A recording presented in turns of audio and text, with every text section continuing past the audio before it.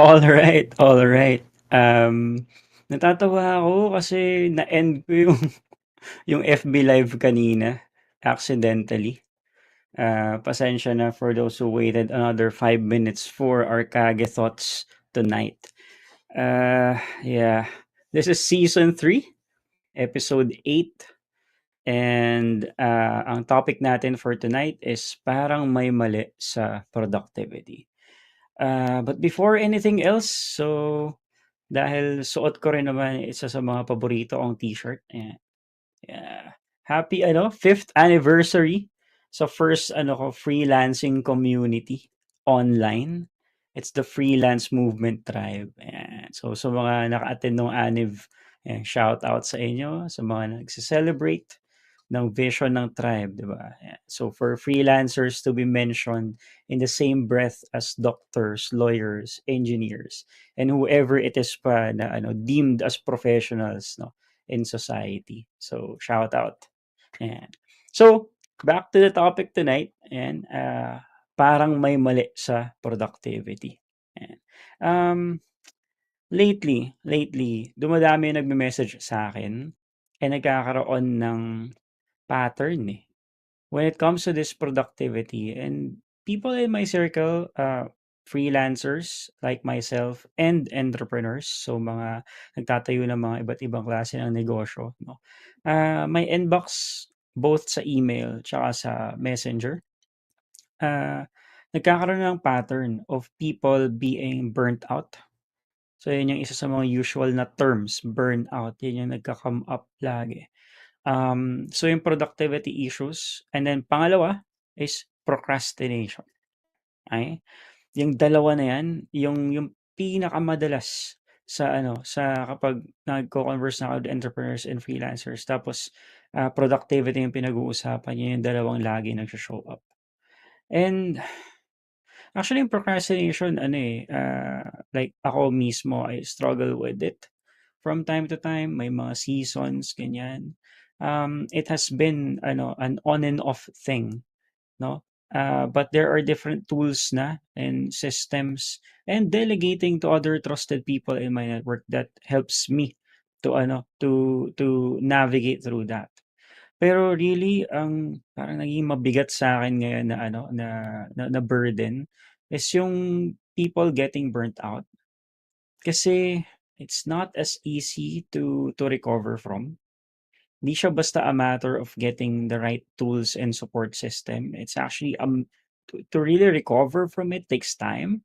And at kasabay nun, iba na yung kailangan mong galawan na ano, na environment. Nag-iiba yung rules of the game for you moving forward.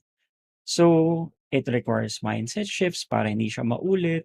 It requires that you have a support system, accountability, proper tools, environment, and all that. So, when it comes to burnout, alam ko na kaagad na kapag umabot na sa point na yun, gosh, ang laki na nung ano, nung panghihinayang ko o regret ko. Kasi hindi siya gano'n kabilis to get back from as a situation. So mas okay siyang pigilan kaysa kaysa dumating pa sa point tapos tsaka lang siya gagawa ng paraan, okey? So, right, I'm gonna talk about parang may mali sa productivity, 'no, tonight. Na-share ko na kaagad yung sentiments ko on the two most common stuff, people message me about, 'no. But yeah, parang may mali sa productivity. First off, um, kasi nakakalimutan natin na hindi tayo robot, 'no? And yung nagiging tingin natin sa productivity is laging nasa essence of peak performance or how to like reach yung pinaka-high performance level natin, 'no? And this is especially true for men, 'no? Na kapag productivity yung usapan, laging yung top performance, peak performance yung ini-aim for natin. And mali yun. Nakikita ko yun as mali kasi it should really be about, optimizing things or pag-create ng proper cycles, check and balances, 'no? So, productivity is not just about the work and the output that you can accomplish. It's equally about how to sustain yung work and output that you can accomplish, which would bring us to yung other requirements, 'no? So yung other requirements na yun is you need to rest and recharge for you to work and create output. So two sides of the same coin, the productivity coin. Okay? So there's work and there's rest. Okay? There's creating and there's recharging. Okay? And dahil sa viewpoint of top performance, so dapat lagi kang at your best. Then, yung dating is now compromise yung rest. So nagiging in favor tayo of, well, at yung hustle culture, which is not exactly bad. Because really, merong seasons where you need to fully hustle, right?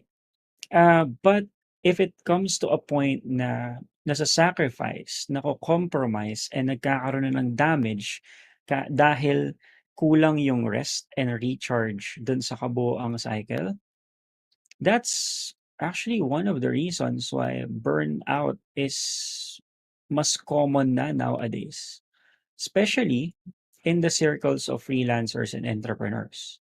Bakit? Kasi isipin mo na lang, mo yung sarili mong dreams, you are forging your own path.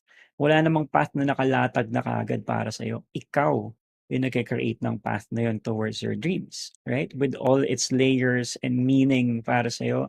And of course, yung emotions involved in the things that you are facing along the way. At the same time, freelancers, and then lalo na yung mga service-based entrepreneurs, you are also carrying a burden ng clients that you are serving. So meron kang sariling mga problema na kailangan mong harapin and you need to navigate through them. But at the same time, you're also helping other people carry yung problems nila, right? Because that's part of your service. That's part of the value that you bring. So, doble, 'di ba? Doble yung ginagalawan mo na ano responsibility for yourself and then for those that you serve. Now, that can be energy consuming. That can consume not just a lot of your time, but really energy, yung capacity mo to do things. So, parang may mali kasi when we look at productivity only through the lens of top performance, we tend, like almost always tend to neglect yung rest at saka recharge cycles. Right? Now, I would go to yung unhustle naman, unhustle culture. Okay? Kasi ito naman yung ano, ito naman yung other side of productivity. Okay? Where merong faction na focuses on slow living. Slow living and efficiency and basically ano lang, optimizing things. So proper na yung ano, proper na yung rest cycle, nabibigyan na siya ng proper na ano na importance in the equation. However, we also find na nag-iiba din yung standards when it comes to output and performance. Kumbaga, bumababa yung quality. And that's another danger to it. Where there's a focus on efficiency, so saving energy. Okay? So, kailangan mo lang mag-work when you need to work. Kailangan mo lang ibigay kung ano yung kailangan or required at the moment to accomplish what needs to be done. No? And sometimes, na-sacrifice naman yung excellence. Or kahit may kaya pa tayo na ibuga, hindi lumalabas yung best performance. Okay? So, really it's a tricky thing to balance and it's always a personal thing. Personal yung productivity. Now, yung danger naman dito is na yung self-confidence natin yung naapektuhan kapag yung viewpoint natin sa productivity is more on the energy saving type lang o like you're only gonna give up to what is required. There are certainly benefits to that. So anti-burnout siya, hindi ka mauubos, no? But it would also seem like you are doing a disservice to yourself and a disservice to the world, right? So clearly there's something about productivity na ang middle ground niya, okay, both yung rest and recharge, tsaka yung work and creating output, basically ang middle ground is always effectivity, okay, or effectiveness. Kailangan malinaw sa atin kung ano yung level ng effectivity that we are aiming for. Because that will be the backbone dun sa balanse ng rest and work. Para kapag dine-design na natin yung productivity natin, we won't be compromising yung excellence na kaya nating ibigay. But we also won't be compromising our own health just so we can create something na better or at our best. Okay. So, hindi masyadong napag-uusapan yung effectivity on a personal level. Madalas merong standards na ina-uphold for specific industries, businesses, like types of clients o kung ano man yung service mo or skill mo. And yung standards na yun yung nagdidikta para masabing like, okay, you've achieved that level of being successful kapag na-reach mo lang yung standards na yun, no? However, there's a process to it. No, yung skill level and mastery, certainly kayang ma-reach yung certain standards. Pero hindi naman lahat nagsisimula from a level of skill mastery, from a level of ano na kaagad, kaya na nilang i-execute yung mga bagay from the get-go. Okay? So there's always a process towards that. Let's look at productivity from the lens of there's effectivity, which is yun yung goal. And the process is finding the right cycle of rest and work na habang tumatagal, nag increase yung chances mo to reach that effectivity. Alam ko gumagalaw-galaw yung kamay ko, eh, pero like, I'm actually an auditory person. I hope hindi ko alam kung nakakatulong yung kamay ko with like kind of illustrating it that way. But the middle ground or yung foundation is how effective are you aiming to be? So if there's already an industry standard, at the very least, like try to achieve that. Pero while you're aiming for that kind of effectivity, ano yung proper rest and work cycles na kailangan mong i-build na habang tumatagal, you go through those cycles, mas tataas yung chances na maging effective ka at what you're aiming for. So, really there's three sides to productivity now. Like, so hindi na siya coin. But basically, yung coin is effectivity.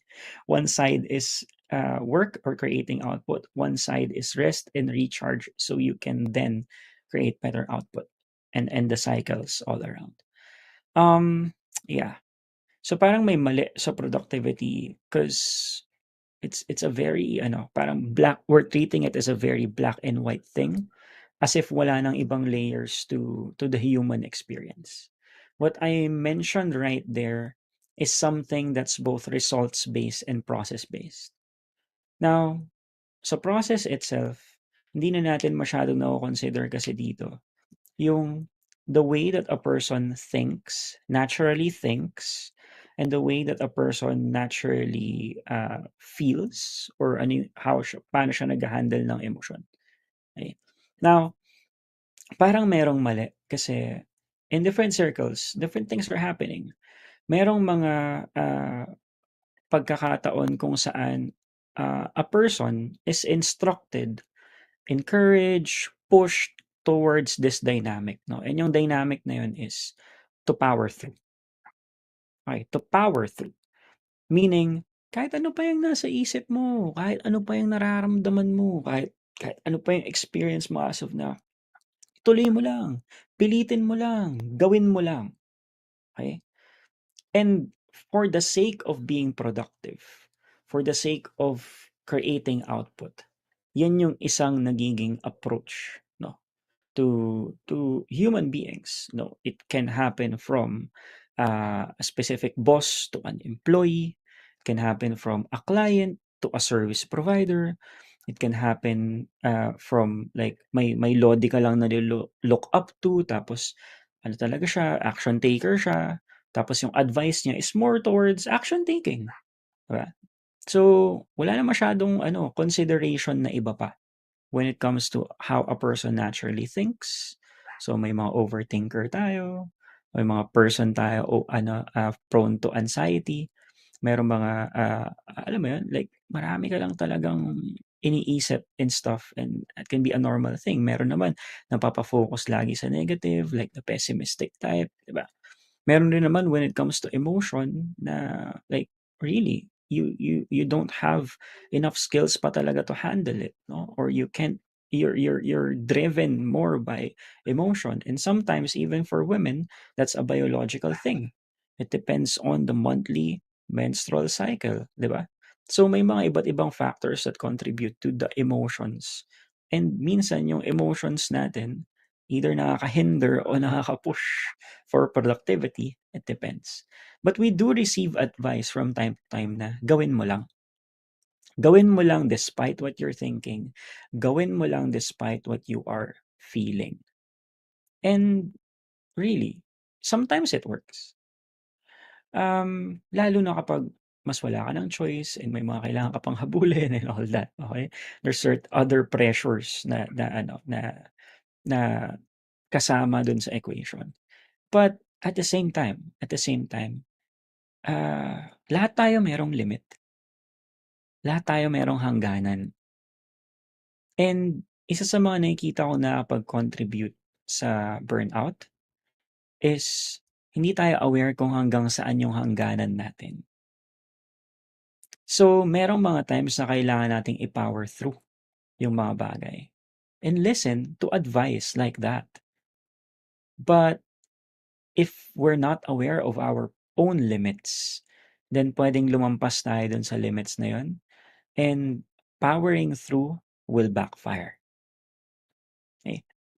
Um, Nababanggit ko 'to kasi ano, madalas even as service providers, kahit tayo talaga yung may-ari ng business natin, ng service-based business natin, because we are committing to serving clients, because we are committing to working with our team, because we are committing to whatever it is na responsibilities pa ng isang business owner, yung gano'ng klase ng commitment 'no, pushes us na gawin pa rin yung kailangan nating gawin even at the times na we're on the verge of like collapse, na kailangan nating, ah, to tend to ourselves, but for some reason we set it aside.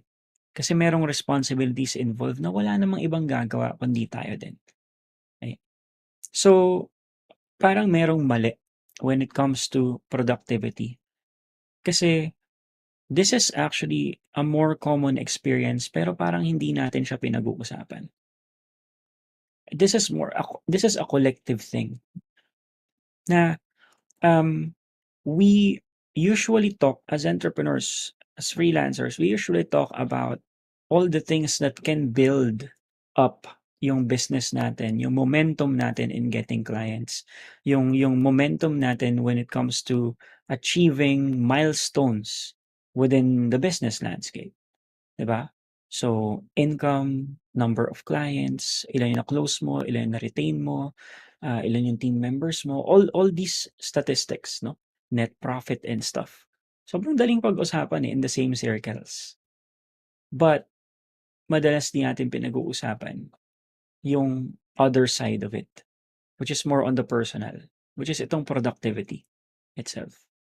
Um, Really, there's something at stake here na minsan nata-trouble ako about. Kasi if the type of life that we are building around our business is gonna be the role model of the next generation of entrepreneurs, I don't think I don't think may iwasan natin yung mga mental health issues and burnout and iba pang types of mental health and emotional stuff na habang tumatagal tumataas yung statistics natin with right now. There's a collective responsibility here kasi yung mino-model out natin na klase ng entrepreneurship will be the blueprint for the ones that are coming after us, the next generation of entrepreneurs and freelancers. No? So really, this live is just a reminder of some of the rooms for improvement that we can have. And I guess the best thing na pwede natin gawin moving forward is to have more conversations around this key area of an entrepreneur or a freelancer's life. Ano yung definition mo sa productivity? And how are you designing your productivity? Because okay naman na maka-achieve tayo ng many things in life, pero when burnout sets in, I tell you, it's not it's not as easy to navigate. And para sa mga kaibigan ko, mga kakilala ko right now, if you're experiencing burnout or the symptoms of it, my inbox is always open for just kickstarting conversations.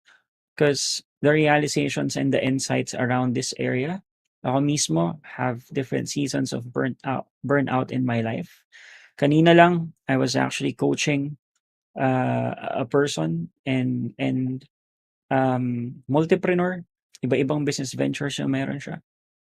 And in the past, since the pandemic happened, or actually 2021 onwards, there's like 4 seasons of burnout na na-experience niya na. Alam mo yung feeling na nasa momentum ka na na buuin yung pangarap mo. Tapos parang nagkakaroon ng traction yung mga bagay, ta's gumaganda na yung takbo, ta's mauubos ka ng hindi mo namamalayan. Tapos mapuputol yung gano'ng klase ng momentum.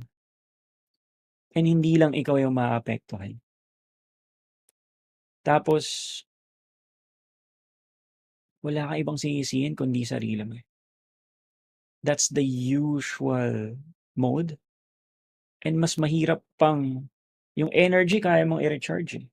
Pero yung tiwala mo sa sarili mo is a harder thing to figure out moving forward.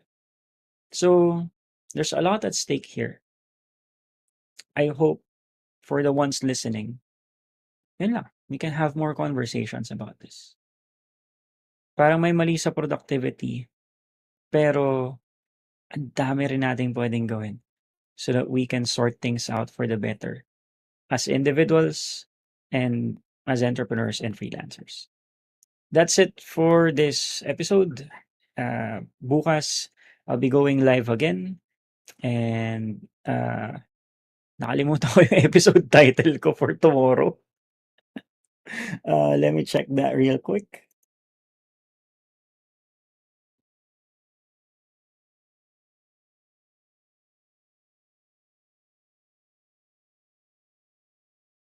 Right. Oh gosh. Gosh. Ang title ng ano, ng episode natin for tomorrow will be parang may mali sa self-awareness and self-love. Okay? So, yeah, raw thoughts for tomorrow. Ngayon pa lang na-excite na ako. Yeah. Maraming salamat for everyone that's here and keep sharing any insights that you're getting out of Kage Thoughts. Cheers and good night.